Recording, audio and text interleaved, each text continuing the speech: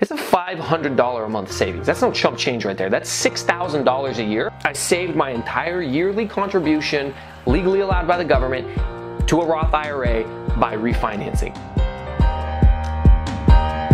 What's going on, everybody? It's your boy Mike from Seattle. Today what I want to do is talk about my refinance. It's the single most money that I have ever made at one point in my entire life, and it was about 15 minutes of signing my name, and I added $120,000 of equity to the duplex that I purchased back in 2018. Now I know that I've referred to this refinance casually, a little bit on the side here or there in a couple of other videos, but I really wanted to take the time to break it down for you and explain exactly what happened, how long it took, and how I made it possible. I know there's a lot of questions about refinancing out there, and I'm going to answer some of those today, as well as just talk about my experience. Again, the point of my channel is to be as transparent as possible and document in real time what I'm doing to become a successful real estate investor, real estate tycoon, hopefully millionaire, and maybe multimillionaire, from where I started, which was $0 in the bank account, no net worth, renting a duplex in the North Seattle area. It's been a long journey so far, almost 3 years. My first video was almost 3 years ago, about one more month, I think,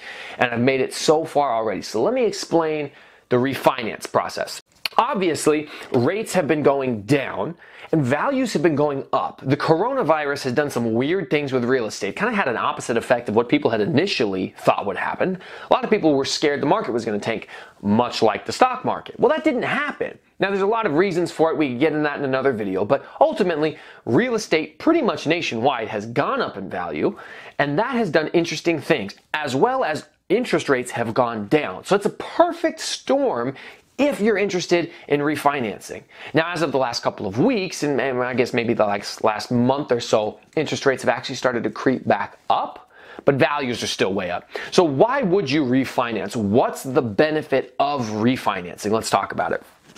When you take out a mortgage, in my case a 30-year mortgage on this place when I first bought the property, I had a monthly payment. My monthly payment was $2,750 a month. That's what I paid every month. Now, when unfortunately my next tax assessment came up, they raised my taxes by $200 a month, and my monthly payment went from $2,750 to $2,950 a month. So I was, for the last year, paying $2,950 a month for my property. Now again, obviously I have a tenant over there who pays me some money, so I don't pay all of that out of my pocket. I get some help from him, which is great, and I encourage you to house hack, watch my videos on it. But when you get the opportunity to refinance, you can do something like lower your interest rate. I was doing a 5% interest rate because that's what I got back in 2018, late 2018 when I bought the property. That was a good interest rate relative to other interest rates at that time.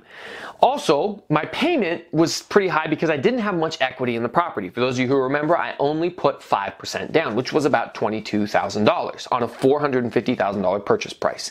Had 5% equity in the property. Now, obviously, I'd been paying monthly payments ever since then, but at the beginning of a mortgage, most of what you're paying off is just interest. You don't really bite into the principal that much until the last few years when you really start to pay a lot of that down. So I had a little bit of equity in the property. I had about $412,000 left on the loan, which meant that I had about $38,000 in total equity on the property prior to the refinance. Now, when I contacted Carly from Caliber Home Loans, or I guess I should say when she contacted me, as she always does, to say, hey, your property value is going up. She's got me subscribed to a little mailer that tells me the estimated property value of what I have. She said, hey, you could be a great contender for a refinance right now. And I said, sure, run the numbers. And so she ran the numbers, and she probably ran them the first time mid-2019, and then again in late 2019, and then as the coronavirus started to kick off in early 2020. And it wasn't until near the end of 2020, but September or October, where the interest rates were low enough and the value had gone up high enough that it would be worth it for me to go ahead and try a refinance. So I said, all right, let's do it. What's the worst that could happen? She locked in my interest rate at that point, and she said, we're going to send somebody out to appraise the property. Now, if you haven't seen my video on why appraisals are trash, I'll put the link in the description below. Check it out because I got totally screwed over by the appraiser. It was so frustrating. So we estimated together, she and I, based on comparable properties in the area and what the market was doing here in the Seattle area, which was go up 18% in like 6 months. We estimated the property that I had bought 2 years earlier, $450,000, was now could easily appraise at $550,000. Adding $100,000 of equity making sure that I had more than 20% of the equity in the property so I didn't have to do private mortgage insurance. It would allow me to drop my monthly payment as well as get a lower interest rate, which means you pay less over the life of the loan. So all good things that I'm very interested in doing, and probably you are too, which if you're thinking, should I do a refinance? Those should be the things going through your head. Will my payment drop? Will I pay less over the life of the loan? How much is it going to cost for the refinance if you got to bring money to the table? Well, how long does it take at the lowered payment to make up for the money you brought, right? Those are things you should be thinking about. So the appraiser comes out, they come out, they take their pictures. I don't really think they did a good job. Again, see that other video. And they said, sorry, kick rocks, we only think it's worth $485. Well, shoot. Only going up $35,000, I can't really bring my payment down that much. Sure, the interest rate's great, but I also got to bring like 10 grand to the table. I don't want to do 10 grand in closing costs to save 200 bucks a month and pay it off, years from now. It's just not really worth it. So I said, all right, well, what can we, we thought the appraiser did a really bad job, and we wanted to try again with a different appraisal. Unfortunately, the lender had a policy in place that said you can't do another appraisal until 120 days has passed. Now, you get what you pay for, all right? There's other lenders out there that I could have potentially gone with, and it may not have applied. But other lenders don't always do a great job, and I don't have the personal relationships built with them that I do with Carly. The last thing you want to have happen, even more so when you're buying a house that you're potentially moving into, but still when you're refinancing, is for the loan to not get approved at the last second, and your home is contingent upon another person's home, and there's this big line of what happens when it doesn't get approved, and you got to go back to the drawing board, and now you drop out of buying it. Especially as an investor, your reputation could be ruined if you don't follow through with your loan, your purchase. I don't want any of that mess. She does a fantastic job for me. She's done a fantastic job for my brother who just bought a condo and now lives there. And so I was like, I want to use Carly, right? Unless someone came to me with just astronomically better numbers somehow, even if I had to pay a small amount more, worth it to me 100% because they do such a freaking fantastic job. So, and she even got promoted. The guy who used to run the team retired. She's now the boss. So I mean, even better for me because she's the man. No pun intended, Carly. If you watch this, it was just a figure of speech. My bad. So I stick with them. 120 days go by. We use a different appraiser, somebody who actually knows how to show up on time and hopefully value the property properly. They come out.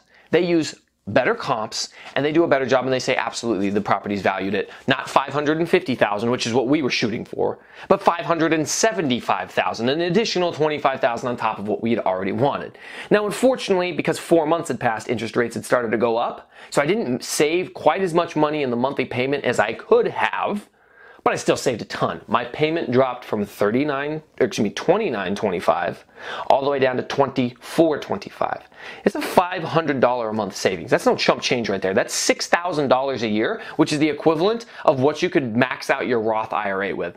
I saved my entire yearly contribution, legally allowed by the government, to a Roth IRA by refinancing. That is a win all around right there. That is a huge win. Thank you, Carly, again, for keeping on me and making sure that I do it. Next thing that was awesome, interest rate dropped from a 5% to a 3.45%. Over 1.5% off my interest rate. And I had the option to pay to lower it more. But when I penciled it out, it was like, yeah, it'll pay for itself in a couple of years. But honestly, I'd rather just keep the couple $1,000 cash up front personally. But I had that option. Lastly, how much did it cost me to do the refinance? Because that's what a lot of people are concerned about. In my case, they estimated that the most it would cost me, because they don't always get their final closing disclosure numbers until everything is cemented in place, then they'll know for sure. I did have to pay for the appraisal again. That was it. And that was $850. And technically I did have to pay for it twice because I did it back in October and then again in February. So I guess $1,700, but that's an appraisal fee that the lender requires. It's not a fee I'm paying to Caliber Home Loans. I ended up getting from them at closing $1,095 into my bank account. So that covers one of the appraisals and part of the second one. So I literally almost paid nothing. The total amount of money I put into this was $600 because I had to pay for 2 appraisals. I got money back at closing, and my house is now valued at $575,000. I owe $412,000 in the mortgage, which means that I have an equity position of $163K or 27% equity. No property mortgage insurance, and I have significantly increased my net worth. Again, see my other video on net worth. I mean, I put like $115,000 of additional equity on my net worth and into this property because I took the time to sign my name and my initials for 15 minutes with some dude who came out to do the closing paperwork with me, all right? Now, I know obviously it wasn't quite that difficult. There was a long process, but the point is, a refinance is extremely valuable at the right time, under the right conditions, and with the right people. You need to make sure that you have somebody on your side who cares more about helping you than just making a paycheck. Like, I mean, obviously, when I said, well, shoot, let's wait 4 months to do the next appraisal, that means that it's 4 months that Carly and her team aren't necessarily getting paid for all of the work they'd already done because I'm not doing the appraisal. But that's not a concern of theirs. What their concern was to do the right thing for me at the right time when I was ready, drop my payment $500, put $1,000 in my pocket, boost my net worth by $115,000, and make me once again happy to make a video on their behalf, which I don't get paid for. They don't give me any kickbacks. It's literally just, I like to praise people who do a good job, and I think you should use them if you're in this area or interested. So that's my story and my journey with my refinance.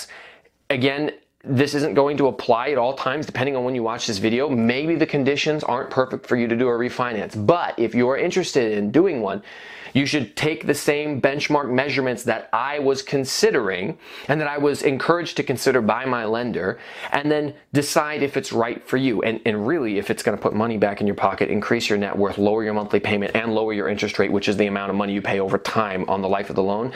I mean, you just have to be an idiot not to do it at that point. So hopefully it's as simple as a decision for me as it was for you. Can't say that it'll always be the case, but guys, hopefully this video was beneficial to you in explaining the refinance process, more specifically mine, and again, in being transparent in my journey here on YouTube to be the next big YouTube sellout because I become a millionaire through real estate.